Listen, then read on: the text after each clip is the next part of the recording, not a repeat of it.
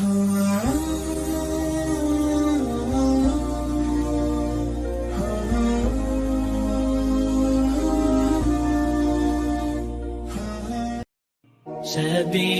الدموع سبيل مريح، تنهدى يا صاحي كي تستريح. السلام عليكم ورحمة الله وبركاته.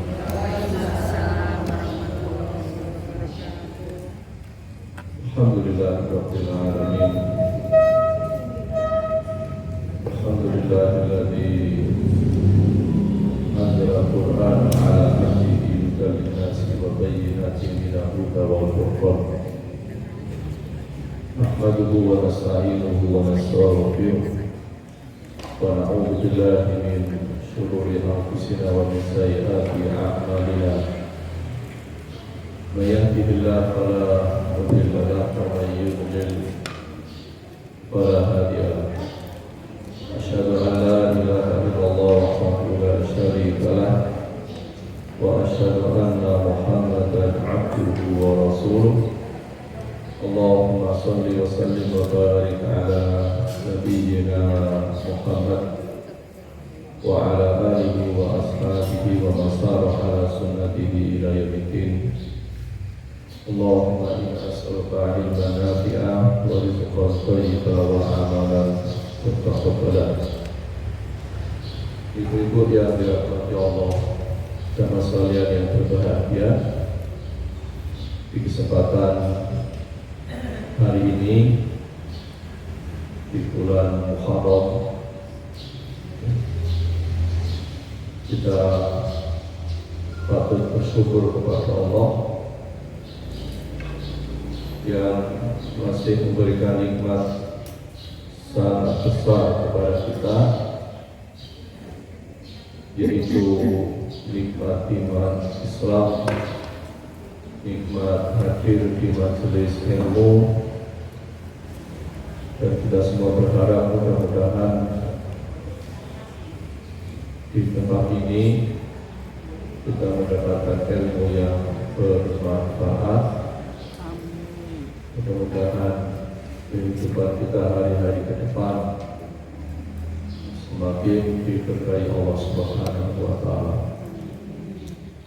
Salawat dan salam semoga Allah Azza wa Jalla senantiasa melimpahkannya kepada uswah hasanah kita Rasulullah sallallahu alaihi wasallam. Ibu-ibu rahmat Allah Subhanahu wa Ta'ala, ada sebuah buku yang sangat bagus, buku yang berjudul 50 Kaidah Al-Quran untuk Jiwa dan Kehidupan. Sebuah buku yang sesungguhnya merangkum sebagian dari isi Al-Quran, sebab sesungguhnya Al-Quran ada banyak kaidah lebih daripada 50. Tapi hari ini kita ingin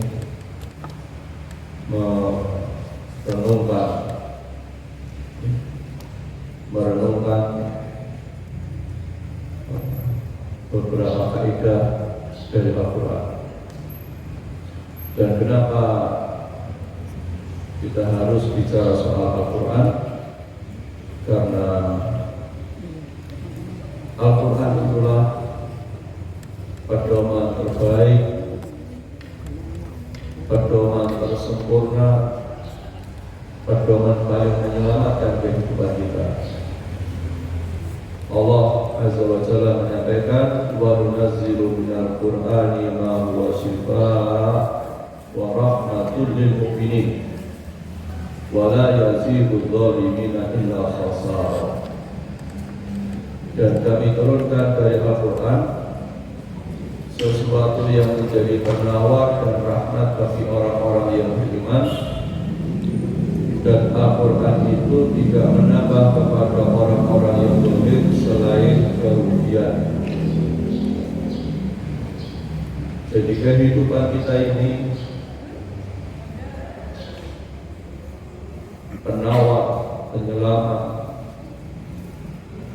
adalah Al-Quran. Karena tidak ada yang paling tahu tentang diri kita kecuali pencipta kita, yaitu Allah.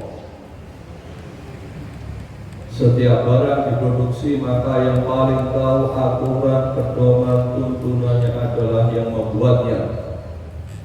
Begitu pula karena yang menciptakan kita Allah, Allah yang paling tahu apa yang terbaik buat kita.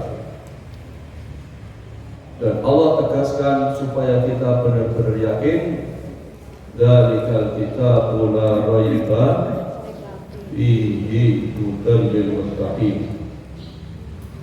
Kitab Al-Quran ini tidak ada keraguan padanya, tidak ada kebimbangan, pasti benar, yakin benar, 100% benar, dan petunjuk bagi mereka yang bertakwa.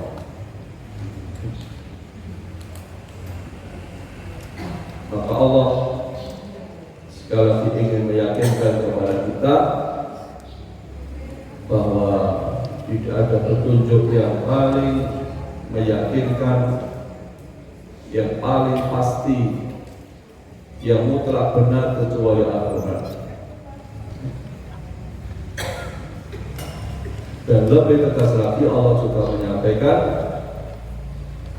la ya'tihil batilu min baini yadayhi wala min khalfihi tanzilun min hakimin hamid.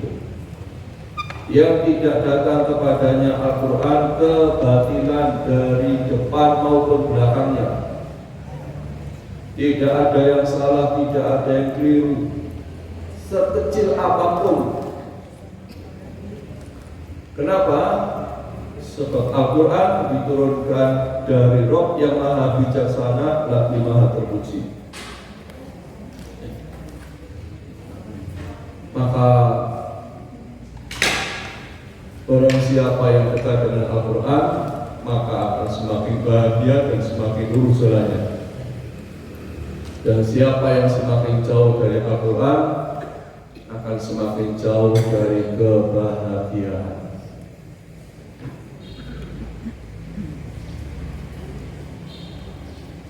Maka Al-Quran ini harus menjadi bagian dari kehidupan kita, petunjuk kehidupan kita. Semakin dekat dengan Al-Quran, semakin akrab dengan Al-Quran, semakin cinta Al-Quran, semakin menyatu dengan Al-Quran, maka hidupnya pasti semakin bahagia. Namun sebaliknya, kalau kita jauh dari Al-Quran, dekat dunia,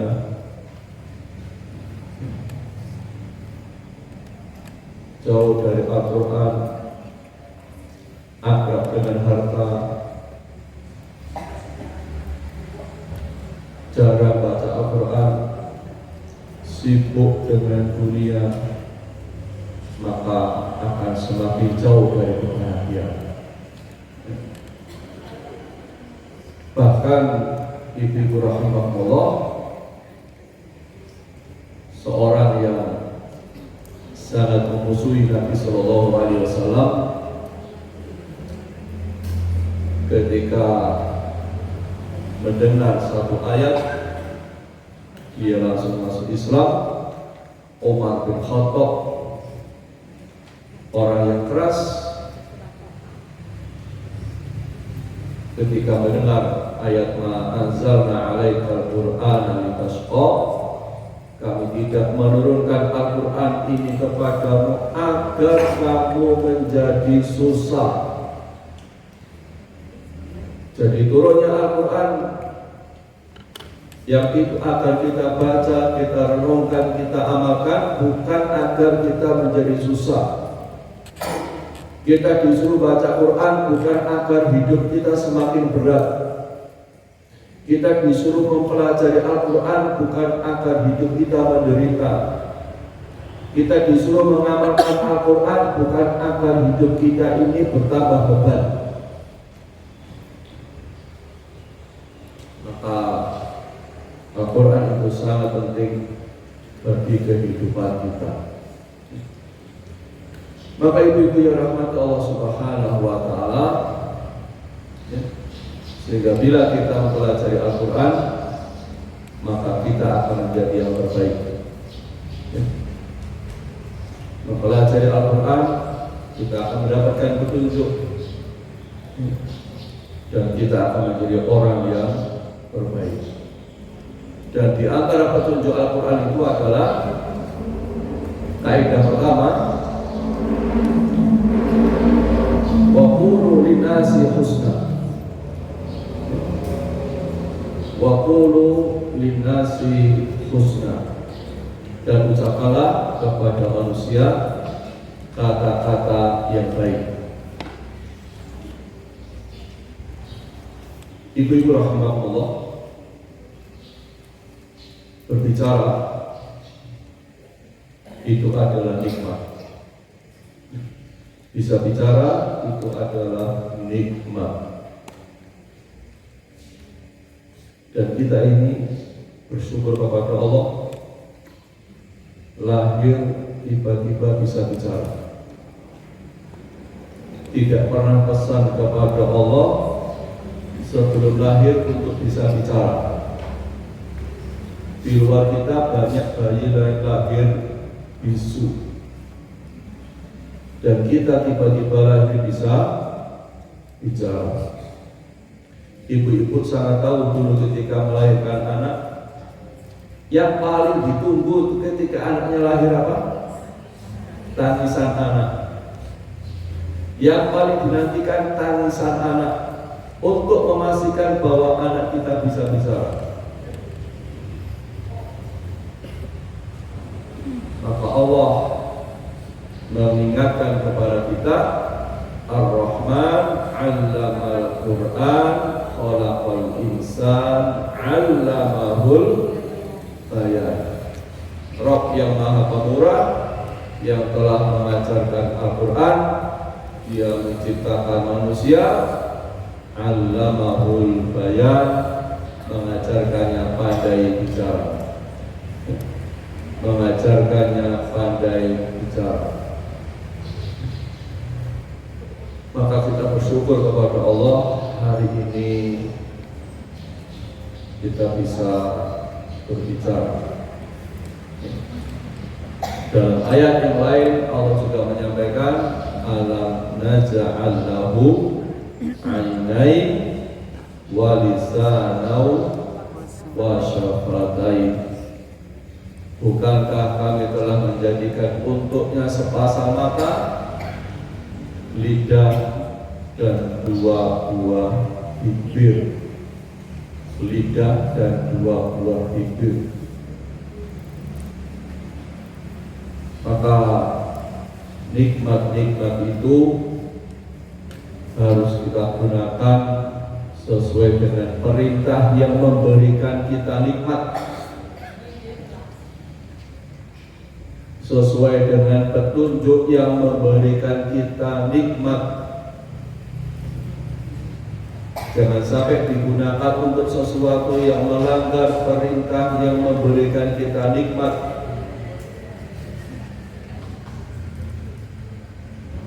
Ibu rahimahullah, suatu saat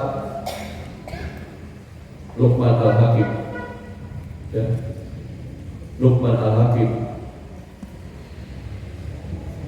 memerintahkan pembantunya untuk menyembelih seekor kambing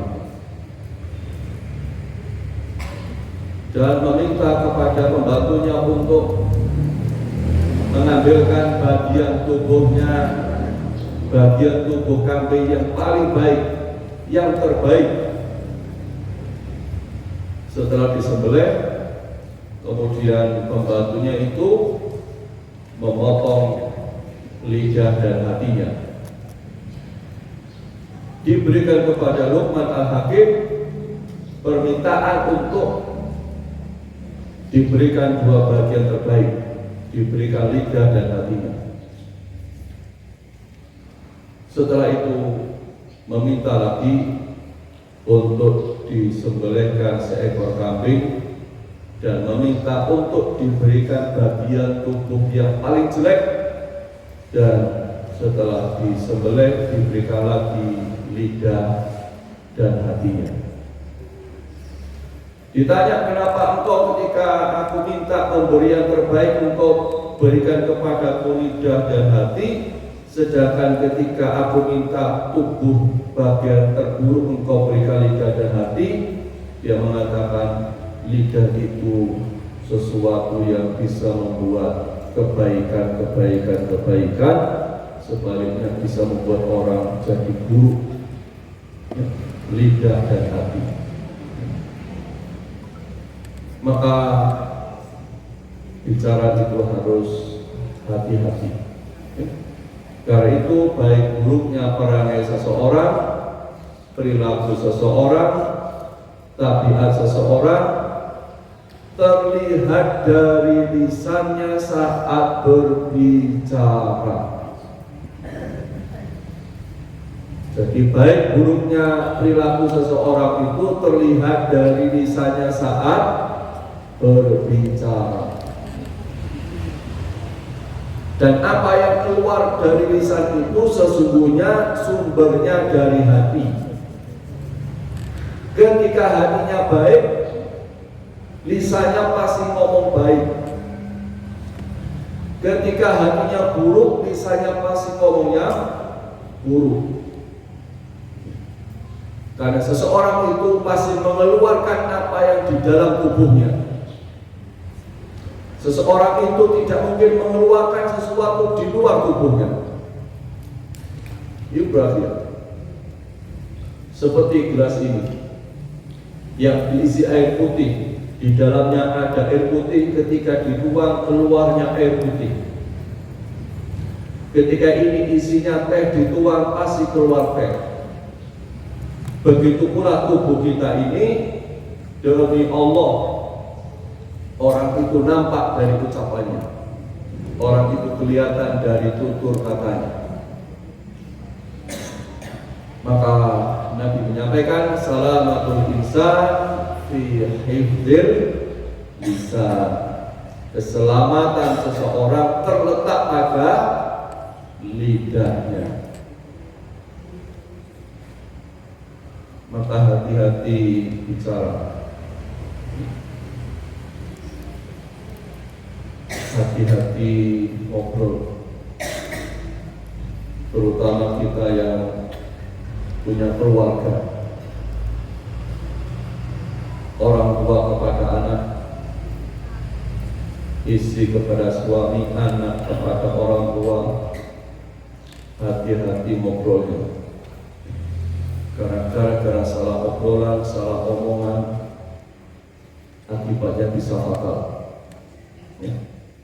Dan Allah juga mengingatkan, la yalfidu min qaulin illa ladaihi raqibun atid. Tiada suatu ucapan pun yang diucapkannya melainkan ada di dekatnya malaikat pengawal yang selalu hadir. Dan hari ini ibu-ibu, HP ini dihukumi sama dengan ucapan. Ya. Setiap chat kita itu dihukumi sama dengan ucapan. Setiap yang kita posting itu dihukumi sama dengan kata-kata. Setiap yang kita share itu dihukumi sama dengan apa yang kita omongkan. Dan itu artinya hari ini jauh lebih berbahaya apa yang kita sebar. Karena kalau kita ngomong mungkin yang dengar cuma 2, 3, 5 orang. Tapi sekali ini kita share, satu grup bisa sampai berapa ini? Di grup jenengan bisa berapa orang anggotanya? Berapa? Ratusan. Saya punya grup anggotanya lebih dari 1000. Saya ada grup anggotanya lebih daripada 1000. Jadi kalau sekali kita salah nge-share, salah posting, keliru nulis, 1000 orang bisa jadi musibah buat kita. Bahkan lebih dari 1000. Ya. Jadi kalau dulu dibatasi sekian ratus, naik-naik sekarang lebih daripada 1000. Ya. Bayangkan dulu orang ngobrol, orang bincang-bincang paling banyak beberapa belas orang. Ya. Dulu ketika kita masih kecil, di kampung ada orang biasanya ngerumpi hanya beberapa orang. Sekarang di HP itu luar biasa. Ya. Maka seorang muslim hanya ada 2 pilihan. Man kana yu'minu billahi wal yawmil akhir falyaqul khairan aw liyasmut. Pilihannya hanya 2 itu. Hanya 2 pilihan hidup itu ketika bicara, tidak ada yang lain. Berkata yang baik atau iya, tidak ada pilihan lain. Keselamatan itu hanya 2 pilihan, berkata baik atau diam.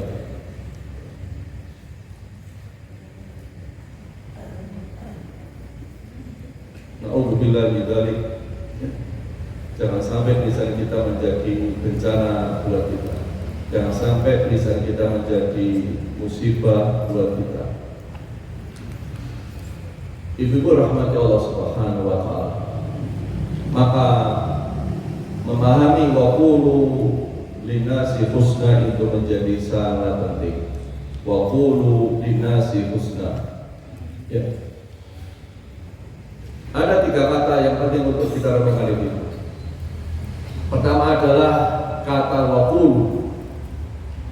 Waqulu itu adalah perintah. Katakanlah, ucapkanlah. Dan kaidahnya al-asru fil amri lil wujub. Asal dalam perintah menunjukkan arti wajib. Jadi bicara baik itu perintah dari Allah, langsung dari pencipta kita. Dan seseorang yang menjalankan perintah Allah artinya dia sedang beribadah, melakukan ketaatan kepada Allah. Jadi bicara itu salah satu bentuk ibadah kita kepada Allah. Jadi ibadah tidak sekedar sholat, bukan hanya puasa, tidak hanya haji, bukan sekedar sedekah, infak, tetapi termasuk salah satunya bicara itu bagian dari perintah Allah. Dan kata berikutnya linnasi, kepada manusia. Sifatnya semua manusia. Siapapun itu yang disebut manusia, kita harus bicara baik. Kepada pembantu bicara baik, kepada majikan bicara baik, kepada murid bicara baik, kepada guru bicara baik, kepada siapapun bicaranya harus baik. Kepada keluarga, ya. Orang tua kepada anak, juga anak kepada orang tua, kepada sesama saudara, ya. Harus bicara baik. Banyak rumah tangga saudara bertengkar gara-gara salah ucapan, ya.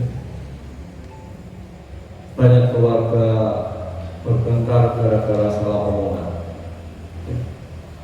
Termasuk kepada orang jahil sekalipun, itu termasuk kategori manusia. Orang bodoh, ahli maksiat, bahkan kepada orang kafir. Bayangkan, kepada orang kafir tetap harus bicara baik. Salah satunya misalnya Allah menyampaikan wa amasa-ila fala tanhar, dan terhadap orang yang meminta-minta janganlah kamu membentaknya, menghardiknya, ngomong kasar. Jadi Allah katakan kepada orang yang minta-minta, pengemis, entah di jalan, entah datang ke rumah kita, entah di perempatan jalan, ketemu dimanapun, jangan pernah membentaknya. Walaupun kadang-kadang kita tahu pengemis itu dia pura-pura. Ada orang sehat pura-pura sakit. Sampai ada orang nggak punya anak nyewa bayi untuk diajak nyewa bayi supaya orang jadi kasihan. Tidak boleh kita membentaknya, menghardiknya. Bahkan sekalipun misalnya kita tahu dia orang kaya raya. Ada di Madura kampung pengemis, ibu-ibu. Di Madura itu adalah kampung pengemis. Rumahnya lebih mewah dari rumah jenengan. Ya. Mereka bukan hanya punya sepeda motor, punya mobil. Ya. Bayangkan di Madura ada namanya kampung pengemis.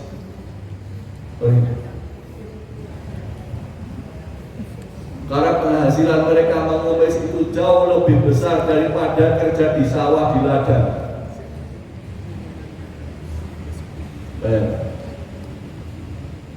Bahkan ada yang bilang bisa beli mobil hingga sanggup menyekolahkan anaknya di kedokteran.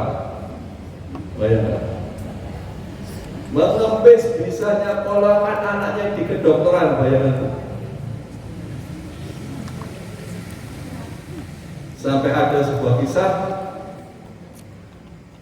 siapapun yang menikah dengan wanita di kampung pengemis itu harus siap ikut jadi pengemis. Bayangkan. Karena penghasilannya besar. Walaupun kita tahu mereka orang-orang kaya, jangan sampai membentaknya, ngomong baik. Kalau tidak bisa ngasih, ngomong ya baik. Ya, nggak bisa memberi, bicara yang baik. Nggak bisa infak, bicara yang baik. Ya, kepada pengemis, kepada tetangga. Wa man kana yu'minu billahi wal yawmil akhir falyukrim jarahu. Siapa saja yang beriman kepada Allah dan hari akhir, hendaklah ia memuliakan tetangganya. Di antara bentuk memuliakannya adalah bicara yang baik. Jangan sampai membentak, ngomong kasar. Atau hari ini yang lagi ramai, mungkin enggak dengan lisan kita, ada orang mengganggu tetangga yang masuk telinganya bukan dari lisan kita. Apa itu misalnya? Sound huruf. Bukan lisan kita, tapi kita sewa sound mengganggu tetangga dengan suaranya masuk ke telinga tetangga kita. Dan kemarin sudah ada fatwa haram dari Pondok Marin, Pasuruan. Ya. Sampai bayangkan ketika saya melihat berita ada sound horor naik truk lewat gapura dan gapuranya tidak cukup, yang dibongkar gapuranya. Bayangkan. Jadi sampai membongkar gapura. Ya Allah. Dan itu sangat mengganggu, sangat mengganggu. Maka ibu-ibu, dan kalau ibu-ibu punya hajatan, jangan sampai ada suara dari hajatan kita mengganggu tetangga. Kita tidak tahu, boleh jadi ada tetangga kita punya anak kecil lagi sakit, ada orang sepuh yang lagi sakit, ada orang kena jantung yang nggak bisa dengar suara keras. Dan kalau ada orang meninggal meninggal gara-gara kita, maka kita sama dengan membunuhnya. Ya. Maka harus menjaga dan memuliakan tetangga. Kalau dulu soal ucapan, sekarang boleh jadi soal sombong. Dan Islam mengatur itu dengan baik. Ya. Apalagi memuliakan tamu. Wa man kana yu'minu billahi wal yawmil akhir falyukrim dhaifahu. Siapa saja yang beriman kepada Allah dan hari akhir, hendaklah ia memuliakan tamunya. Menyambut tamu, ngajak ngobrol tamu, ngajak bincang-bincang tamu, ya.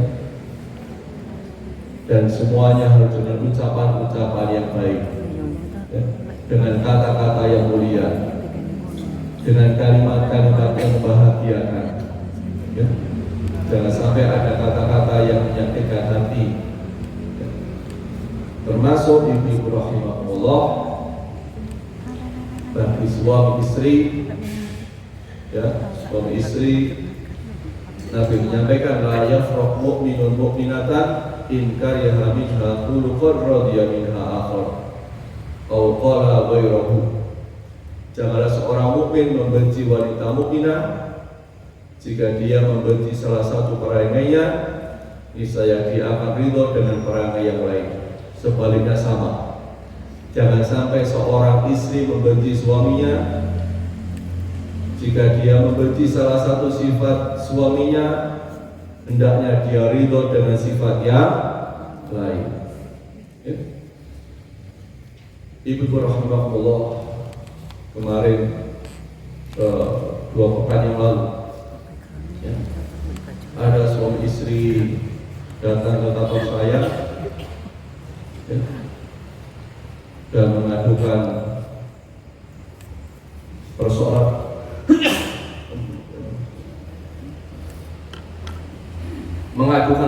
keluarganya. Dan salah satu yang dikeluhkan oleh istri adalah suami yang senang ngomong kasar. Yang dikeluhkan suami adalah istri suka membantah. Sang suami senang ngomong kasar, istri suka membantah. Na'udzubillah min dzalik. Ya. Sang suami suka mabuk,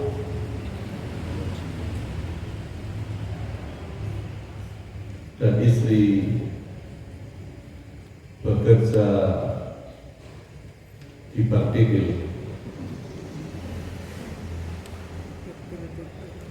Jadi akhirnya musibah itu luar biasa. Punya 2 anak kecil, ya, punya 2 anak kecil, dan pertengkaran berulang-ulang berkali-kali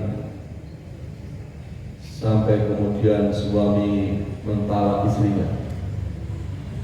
Ya, suami mentalak istrinya.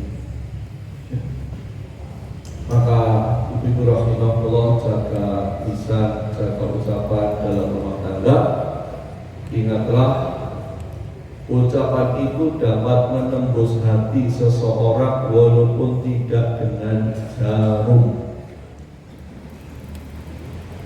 Dan ucapan itu lebih sakit daripada tusukan jarum. Dan sembuhnya lebih sulit daripada tusukan jarum.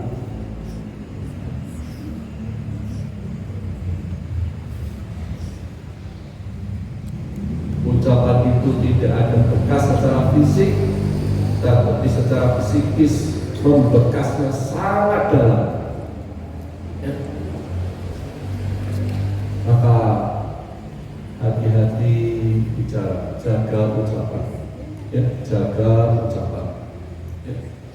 Na'udzubillahi min dzalik. Ya, na'udzubillahi min dzalik. Ya. Ibu rahimahullah, maka Allah katakan wa qulu linnasi husna, dan ucapkanlah kepada manusia kata-kata yang baik. Kalau tadi kepada tetangga, kepada tamu, kepada keluarga, suami istri, harus ngomong yang baik. Dan termasuk kemudian anak kepada orang tua, ya. Allah katakan fala taqul lahuma uff wa la tanharhuma wa qul lahuma qawlan karima. Maka sekali-kali janganlah kamu mengatakan kepada keduanya perkataan Ibu-ibu rahimahullah, ayat ini berkaitan ketika orang tua sudah usia lanjut. Ya. Jadi surat Al-Isra ini berkaitan ketika orang tua kita sudah lanjut usia, sudah tua, sudah sepuh, dan kita dilarang mengatakan kepadanya dua huruf yang membuat seorang anak durhaka Bayangkan ibu, dua huruf membuat seorang anak durhaka apalagi 10 huruf, puluhan kata-kata, berderet-deret kalimat. Itu dosanya jauh lebih besar. 2 huruf saja itu durhaka, dan durhaka itu dosa besar. Dosa terbesar kedua sesudah syirik itu durhaka kepada Allah. Jadi perintah kedua terbaik sesudah taat kepada Allah adalah berbakti kepada orang tua. Wa qadha rabbuka alla ta'budu illa iyyahu wa bil walidaini ihsana. Jadi perintah kedua sesudah taat kepada Allah adalah berbakti kepada orang tua. Sebaliknya dosa terbesar sesudah syirik adalah durhaka kepada orang tua. Maka Allah katakan di sini jangan berkata ngomong saja gak boleh, apalagi puluhan kata, berderet-deret kalimat, apalagi dengan perbuatan, apalagi dengan perbuatan, perilaku yang kemarin lagi viral, ibu-ibu, kasus anak menyerahkan ibunya ke panti, dan itu na'udzubillah dari ternyata anak perempuan. Dua-duanya anaknya perempuan menyerahkan ibunya ke panti. Tentu kita semua menyadari orang punya banyak keterbatasan, ya?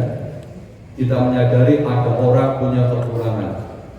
Tapi dulu orang tua kita merawat kita juga dengan segala kekurangannya, ya? Dulu ibu pasti ingat, dulu kecil kita pernah minta orang tua kita sepatu baru, tas bagus, baju baru. Orang tua kita gak punya duit. Kemana orang tua? Hutang tetangga.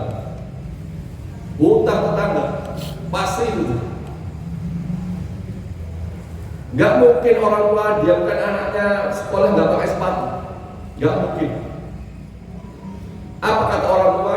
Nah, ayah ibu gak apa-apa malu dihina tetangga para hutang, yang penting kamu gak malu datang ke sekolah. Yang penting kamu gak malu ketemu teman. Yang penting kamu gak malu ketemu orang-orang di sekolah. Jadi orang tua kita itu pengorbanannya luar biasa, ya. Rela hutang demi anaknya, ya. Rela sakit demi anaknya, rela tidak makan demi anaknya. Sampai ada yang mengatakan satu ibu bisa merawat 10 anaknya, 10 anak yang bisa merawat satu ibunya. Masya Allah. Dan itu hari ini. Maka ibu rahmatullah, ya. Sampai anak kemudian membentak ayahnya, ya. Memaki-maki ayahnya, bahkan membunuh ibunya. Na'udzubillah min dzalik.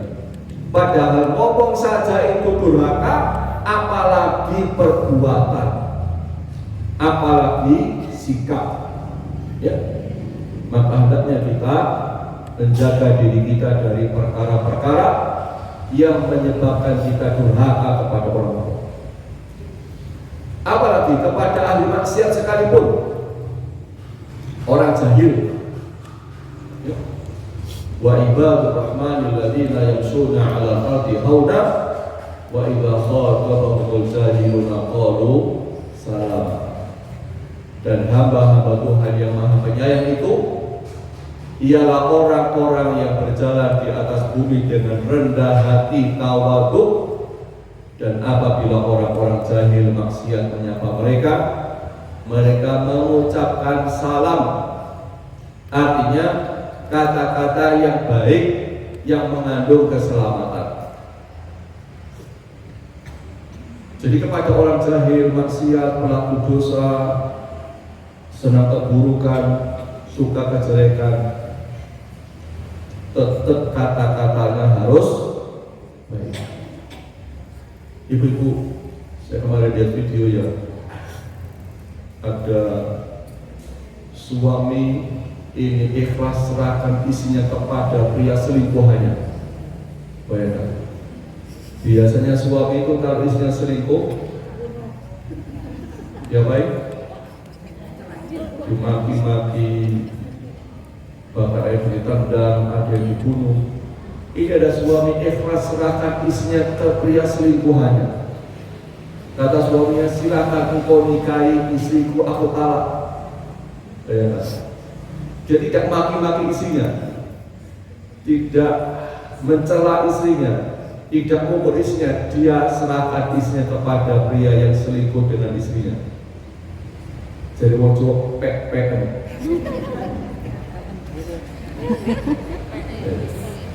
Jojo pek-pekan.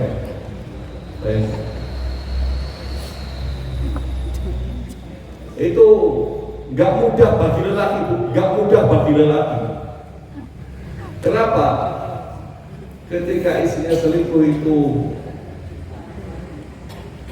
perkara meruntuhkan kehormatan lelaki. Tetapi ketika dia bisa dengan senyum menyerahkan isinya, itu perkara yang berat. Ini kisah nyata, ya. Suami menyerahkan isinya kepada pria selingkuhannya. Ya. Maka ibu-ibu, kalau suaminya berbuat buruk, ya, tetap ngomong yang baik.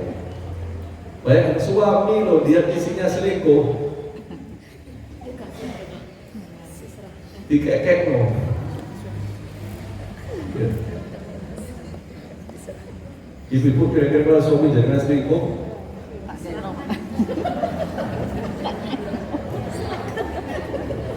gimana? Terus pek-pek.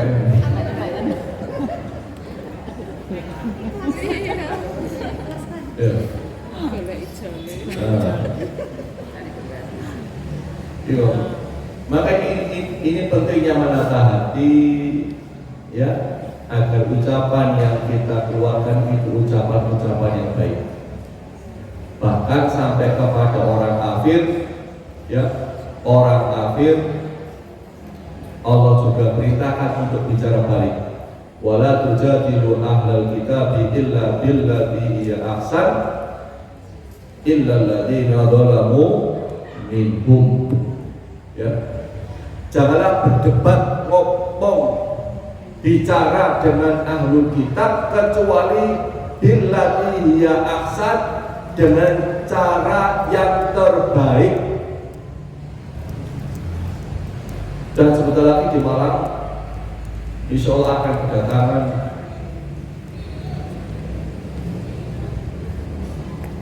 seseorang yang seringkali berdebat dengan orang-orang non-muslim.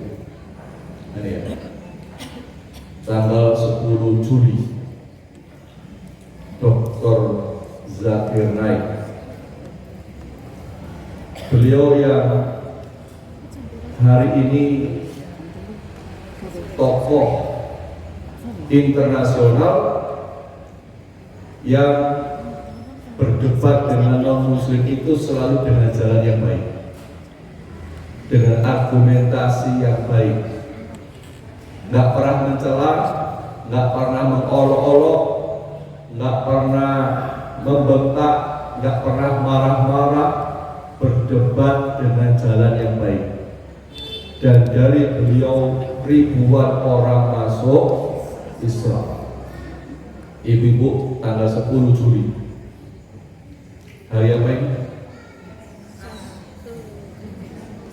Hari Kamis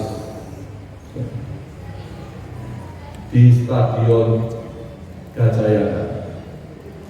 Ini mungkin kesempatan terakhir, mungkin ini kedatangan terakhir. Sebelumnya ke Malang itu tahun 2017. Jadi 2017, sekarang 2020, berarti 8 tahun yang lalu. Dan ini kemuliaan buat orang-orang Malang. Ya. Maka mari kita gunakan kesempatan ini untuk bisa hadir, ya, bisa hadir. Bayarnya saya belum ngecek. Kalau nggak salah sebelumnya itu infaknya 150.000. Tapi di kesempatan langka yang luar biasa di Stadion Gajayana, bayangkan, yang datang insya Allah ribuan orang akan datang. Dan ini kesempatan luar biasa, ya. Maka usahakan nanti bisa datang, ngajak suami, ngajak anak-anak di Stadion Gajayana. Nanti silakan cari aplikasinya, daftarnya dapat aplikasi betul, ya. Dan ini penting, ya. Kemarin mestinya tanggal 22 Juni, tapi kemudian ada persoalan, kemudian akhirnya ditunda, insya Allah tanggal 10 Juli. Ya. Ini contoh seseorang yang bicara baik walaupun dengan non-muslim. Karena boleh jadi dengan ucapan baik itu ada orang-orang yang mendapatkan hidayah, dia masuk Islam, ya, dia masuk Islam. Hari ini di Batu ada isinya Dr. Zakir Naik. Tidak tahu di Malang ada enggak? Ada di Al-Ikhlas. Al-Ikhlas. Hari Sabtu. Hari ini di Batu isinya sama Peggy. Sama Peggy. Nah, maka ibu-ibu Ibrahim ini penting, ya, berdakwah dengan non-muslim dengan jalan yang baik. Ya. Ibu rahimahullah. Kemudian Allah katakan husna. Apa itu baik? Baik itu dalam beberapa kategori. Bagus isinya, tepat waktunya, indah caranya, bermanfaat dan berpahala. Jadi baik itu tidak sekedar isinya, tetapi waktunya, caranya, bermanfaat dan berpahala. Karena seringkali kita ini terjebak soal yang penting isinya baik, yang penting omongannya baik, ternyata waktunya nggak tepat, caranya salah, tidak bermanfaat, justru menimbulkan persoalan, justru menimbulkan masalah. Maka sekali lagi 5 kategori itu menjadi penting. 1, bagus isinya, 2, tepat waktunya, 3, indah caranya, 4, bermanfaat, 5, berpahala. Ibu-ibu pernah mendengar hadis ini? Qulil haqqa walau kana murran. Katakan yang benar walaupun pahit sekalipun. Pernah dengar di sini? Lalu ada orang kemudian nasihati orang yang mengatakan yang penting ini benar saya sampaikan, walaupun dia sakit hati, walaupun dia tersinggung, yang penting ini baik. Entah yang mendengar marah, jengkel, dongkol, yang penting ini baik. Itu yang sering kali terjadi gitu. Kadang-kadang suami istri begitu, nyampaikan yang penting baik. Dia lupa waktunya mungkin gak tepat, caranya mungkin gak baik, ya, mungkin tidak bermanfaat, apalagi tidak berpahala. Ya. Ibu rahimahullah, hadis ini sesungguhnya berasal dari sebuah riwayat. Ya. Ada seseorang, kisahnya ibu, ada seseorang ya membeli barang untuk dia buat berdagang. Ternyata barang yang dia beli itu kualitasnya jelek, kualitasnya buruk, dan dia bisa bayangkan kalau dia jual sebagaimana adanya dia akan rugi. Dia tertipu membeli barang ternyata jelek.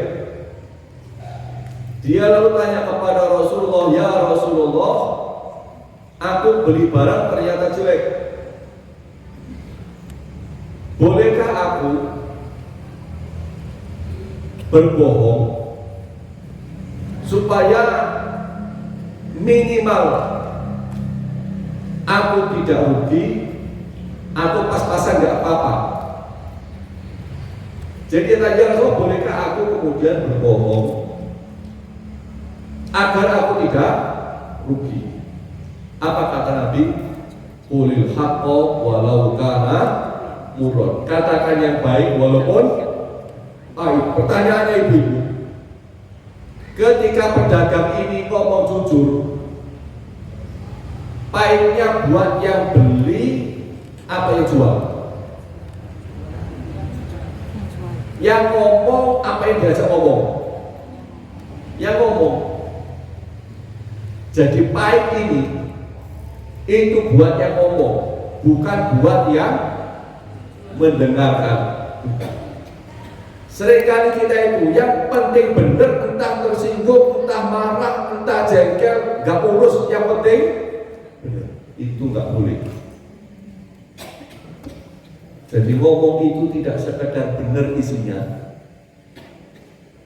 tetapi bagus caranya, indah caranya, ya, tepat waktunya, bermanfaat, berpahala. Seringkali orang itu ngomongnya benar, caranya salah. Ngomongnya benar, waktunya nggak tepat.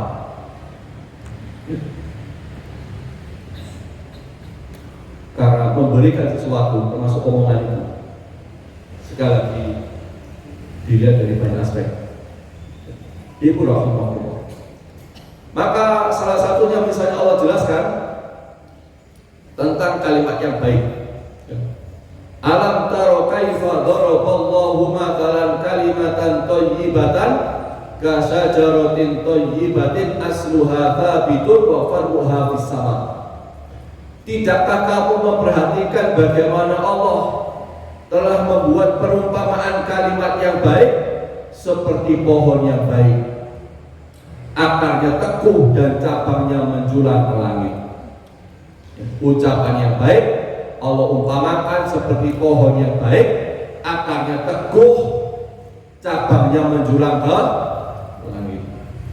Tu'ti ukulaha kullahinin bi'idhni rabbiha.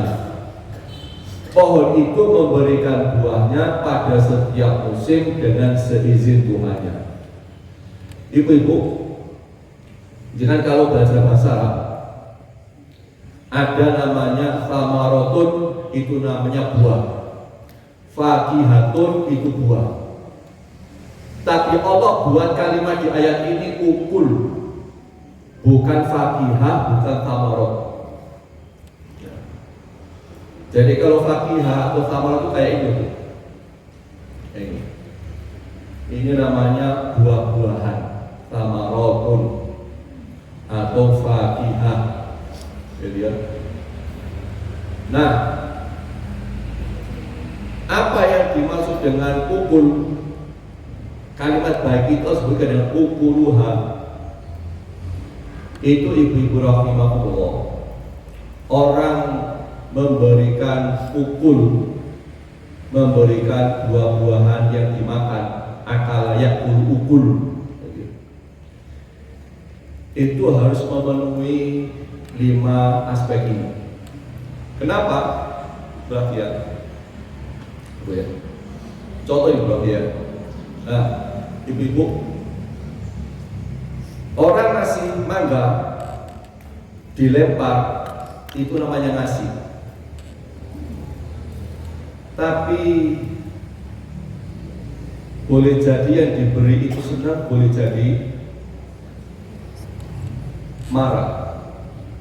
Karena melempar itu caranya enggak baik. Kilo mangga PPN dilempar ini, itu PPN. Mangganya bagus, enak, lezat, sudah matang, tapi caranya enggak akan dimakan, diterima, dibuang lagi mungkin. Balik nomane, PPN balik. Karena caranya nggak benar. Ya. Atau boleh jadi bu, Cino di tempat itu, ini cukup dewi memberi. Tapi namanya ukul, orang memberi ukul, tidak itu. Dia pilih mangga yang terbaik, yang paling matang, yang paling manis. Kemudian mangga itu dikupas-kupas, kemudian dipotong-potong, dimasukkan di atas piring, kemudian dia ambil sendok, dia sunduk, ditulangi. Nah, itu namanya tukti ukulah. Nah, itu namanya tukti ukulah. Nah, jadi cara ngasih nasihat begitu.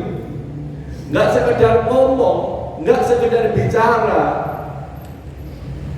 tapi caranya harus dipikir, waktunya harus dipertimbangkan, ya. Tidak asal ngomong, tidak asal bicara. Ya. Dan ibu-ibu rahimahullah, rumah tangga itu kenapa sering kali pikiran? Karena caranya nggak benar. Waktunya nggak tepat. Contoh nih, semua pulang dari kerja, ya, isi ngomong, Pak, kerannya bocor, toiletnya bersumbat, anak-anak rewel, tetangga ganggu.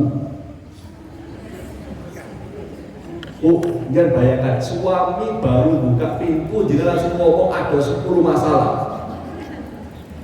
Kira-kira suami gimana? Tutup lagi, balik keluar. Yang disampaikan benar itu benar, bu, benar, nggak salah, bu. Faktanya iya, tapi waktunya tidak. Nah, begitu. Ya. Harus dipikir. Benar masalahnya itu. Ya, karena pas suami di kantor mungkin lagi geger dengan temannya, ya. Oleh atasannya dia ditekan, sama teman sebangkunya dia difitnah, ya. Dia ada masalah dengan masyarakat, ya. Di jalan mungkin dia habis dicaci maki orang. Lalu pulang istri laporan sejuta masalah. Nah, Nah, kadang-kadang begitu. Ya. Maka dipertimbangkan. Ya. Ibu-ibu, jadilah istri itu kayak penjual makanan di pinggir jalan. Ada orang masuk, Pak, teh apa, kopi? Kan gitu kan? Gitu. Nasi pecel apa rawon? Gitu.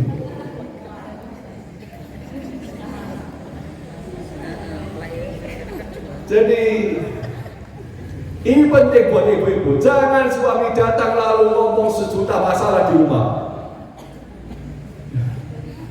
Suami pulang ingin tenang. Suami pulang ingin melepaskan sebagian persoalan. Ya, dan itu cara sederhana.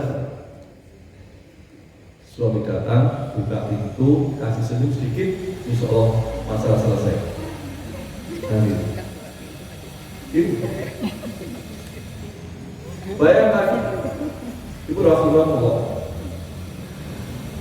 betul di rumah banyak masalah, suami di luar juga banyak masalah.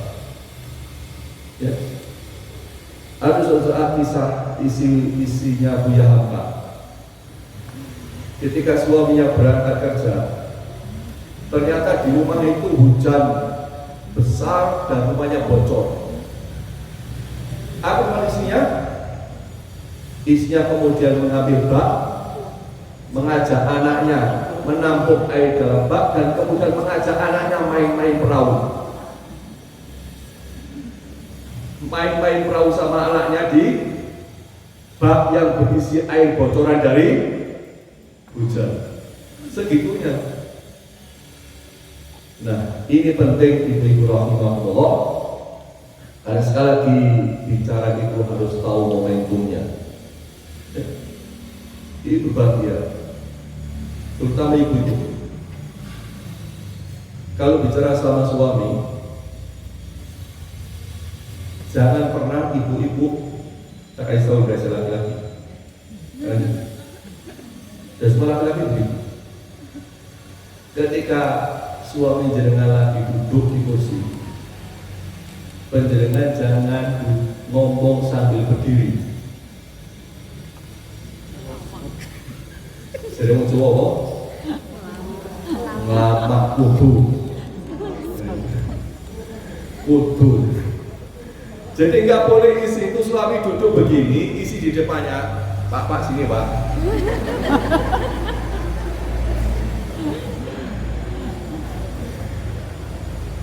Ini harus paham. Jadi bukan sekedar omongan. Suami duduk, ya silakan ngomong tapi mendekat, duduk di kursi sebelahnya ngobrol. Atau kalau bisa duduk di bawah ngomong. Ya. Apalagi suaminya lagi duduk di ruang tamu, ibu-ibu dari dapur teriak keras-keras. Itu tambah masalah itu. Ya. Ya. Udah 3-5 kali sama suaminya dibiarin. Sampai tetangganya kedengaran semua suara istrinya. Gitu. Ya. Jadi ibu-ibu ya. Cara bicara itu tidak sekedar isinya, tetapi caranya harus tepat. Ya. Waktunya harus tepat. Ucapan itu harus bermanfaat dan berpahala. Ya. Jangan sampai kita ngomong, ngobrol, bincang-bincang, tapi waktunya tak tepat.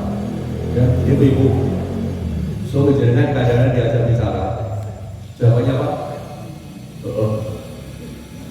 pernah gitu? Ya, nggak ngomong sama sekali.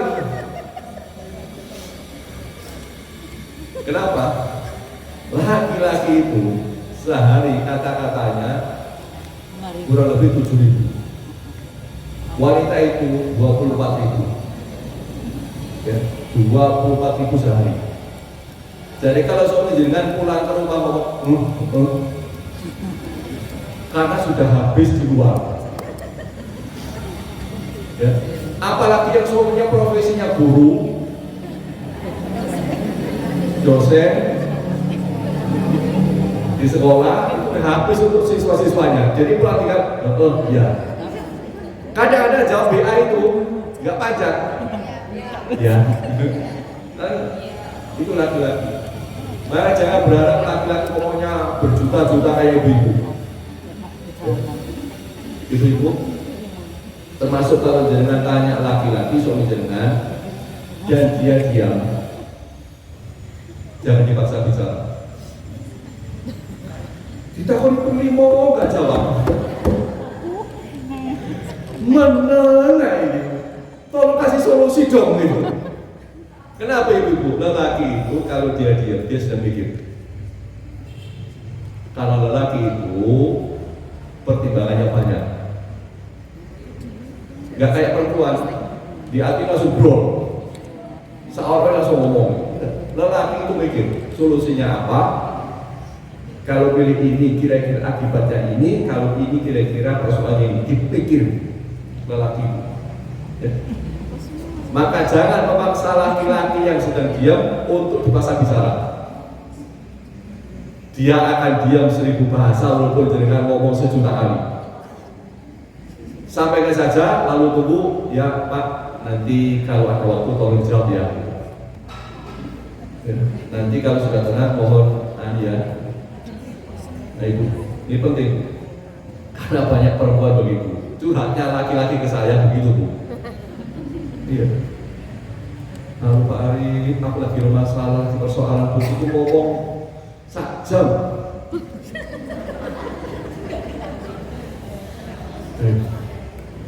Maksa saya kasih solusi, padahal saya harus mikir hanya urusan saya ini.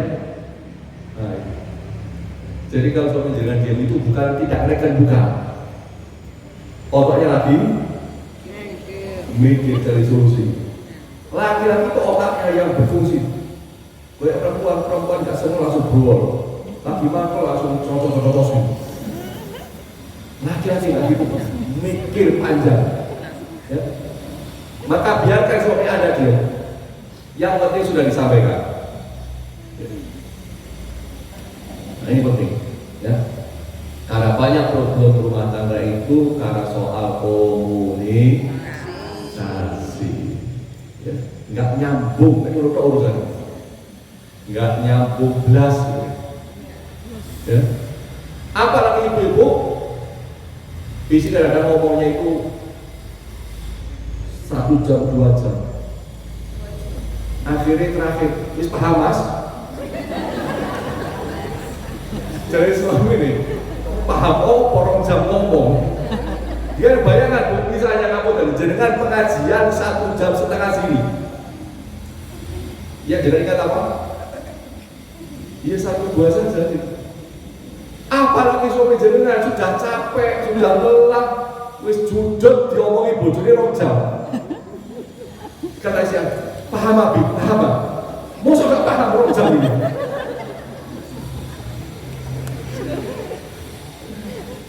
Ibu-ibu, ya. Jadi kalau mau jangan banyak-banyak ke suami, ya. Karena suami itu ya begitu modelnya, ya. Suami itu ya yang bisa dipikir satu, yang dikerjakan satu.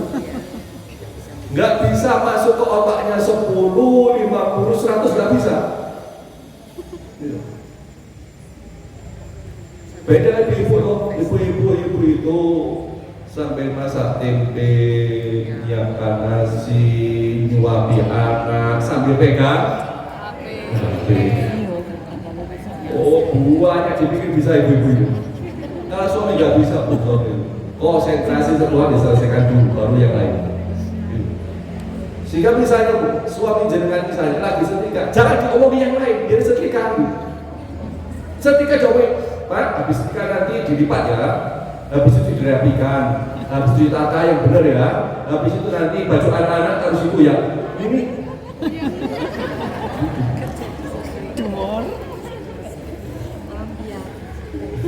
nggak masuk. Lagi biarin dia setrika, selesaikan setrikaannya, baru yang kedua apa? Kedua selesai, ketiga itu. Jangan satu belum selesai sudah diomongi 10 masalah. Nah, ibu ini soal komunikasi. Maka sekali lagi tidak husna itu tidak sekedar isinya baik, tetapi waktunya tepat, caranya indah, ya, bermanfaat, berpahala. Maka seringkali ada ibu cerita, Ustaz, saya sudah ngomong baik sama suami saya, ya omongannya baik, tapi caranya enggak baik. Nah, maka ibu rahimahullah, pastikan setiap ucapan kita baik, ya. Bahkan Nabi menyampaikan al-kalimatut thayyibatu shadaqah, tutur kata yang baik adalah sedekah. Jadi kalau kita ngomong baik kepada keluarga, itu adalah sedekah kita. Ibu ngomong baik kepada anak, sedekah. Anak ngomong baik kepada orang tua, sedekah. Ya, ucapan kita kepada semua orang ketika baik itu adalah sedekah. Jadi makna sedekah ini tidak hanya soal uang, tidak soal harta, tapi soal juga ucapan-ucapan kita. Karena ucapan yang baik itu menenangkan hati, ya, menenangkan jiwa. Ya, sebaliknya ucapan-ucapan buruk membuat hati gelisah, hati tidak tenang, hati tidak nyaman. Ya. Bahkan Nabi menyampaikan dalam hadisnya, la yazalu lisanuka ratban min dzikrillah, hendaklah lisanmu selalu basah karena berzikir kepada Allah. Lisan kita ini zikir kepada Allah, ya. Dan zikir itu adalah pahala, zikir itu kebaikan, ya. Maka kalau kita tidak bisa ngomong yang baik, dia atau kita gunakan untuk zikir kepada Allah Subhanahu wa Ta'ala. Dan ibu rahimah artinya ketika orang zikir itu, ibu zikir itu tidak boleh zikir itu di dalam hati. Misalnya Bu, subhanallah itu nggak boleh gini, bibirnya di hati ini subhanallah nggak boleh. Iya betul bisu. Jadi kata siapa umi. Subhanallah. Namanya zikir itu kata Nabi la yazalu lisanuka, jangan hendaklah lisan kan ini. Jadi lisannya bergerak, termasuk ketika sholat kita yang siri, zuhur asar, Allahu Akbar. Nggak boleh ini diam lalu Allahu Akbar. Harus ada komat kambing orang Jawa.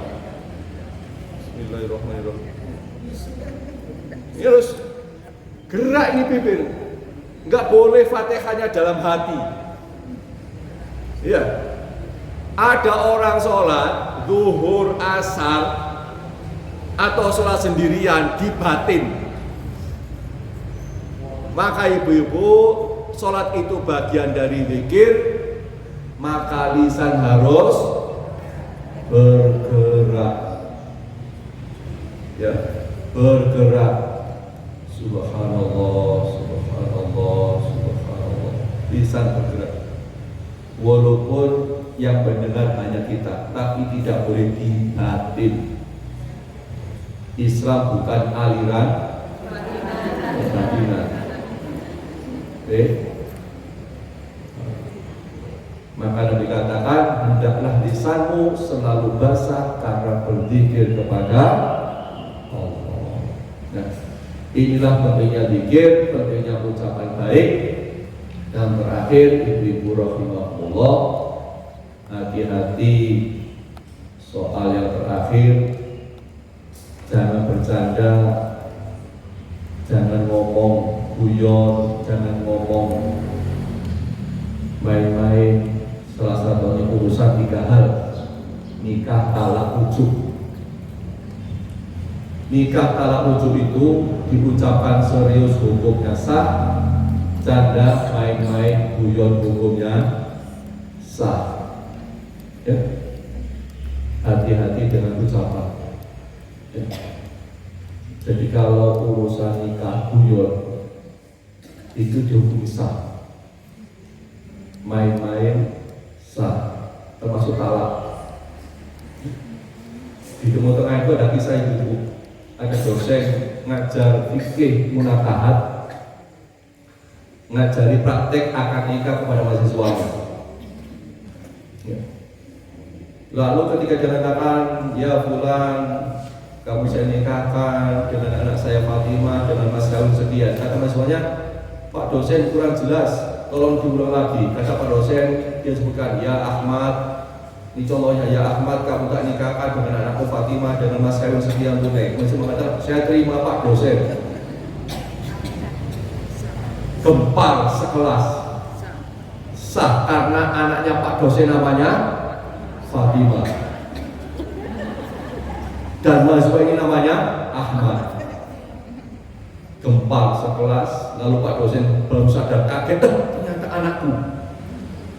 Lalu pada mengatakan, kamu ceraikan anakku ya? Sampai segitunya, ya. Maka ibu-ibu hati-hati urusan ini, ya.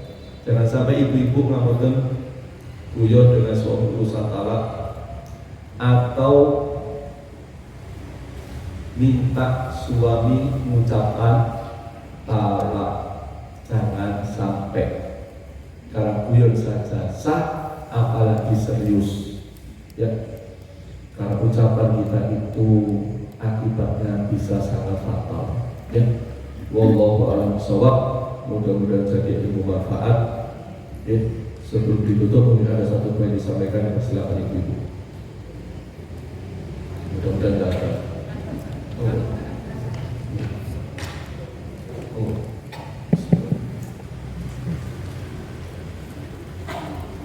Alhamdulillah Ustaz. Tadi kisah cerita dari Ustaz tadi yang mengadu ke Rasulullah tentang yang berdagang tadi Ustaz, itu kan relate dengan kehidupan sehari-hari. Nah itu sambungannya gimana? Kalimat yang benar nasihat Rasulullah ke orang itu untuk apakah saya boleh bicara meski merugi itu tadi Ustaz? Itu anunya gimana? Maaf. Iya, jadi lalu Nabi ngomong kepada si orang yang punya barang yang jelek tadi, katakan yang benar walaupun pahit, artinya kamu harus jujur walaupun rugi. Oh ya. Jadi jangan sampai kemudian kamu, bahasa kita ini, jangan sampai kamu berbohong mengatakan barangmu bagus hanya supaya kamu tidak rugi. Artinya seseorang itu harus ngomong jujur, ngomong benar walaupun pahit buat dirinya. Itu nasihat Nabi kepada orang tersebut. Yang jual.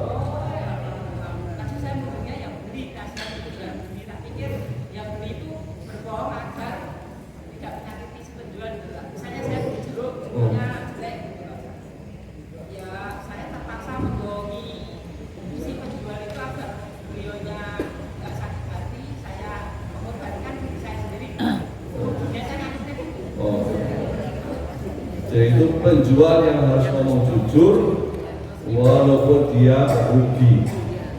Qulil haqqa walau kana. Ya. Cukup ibu-ibu ya. Mudah-mudahan kita bisa bicara baik dengan suami. Amin. Oke.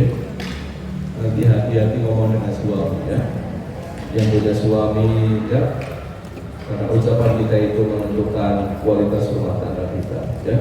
Saya kira itu sekali lagi ada kurang lebih maaf. Saya tutup dengan doa kafaratul majlis. Subhanakallahumma wa bihamdika asyhadu an la ilaha illa anta astaghfiruka wa atubu ilaik. Wa iyyakum ajma'in. Assalamualaikum warahmatullahi wabarakatuh. Allahu Rabbi wal Islam dini wa Muhammadan Rasulullah.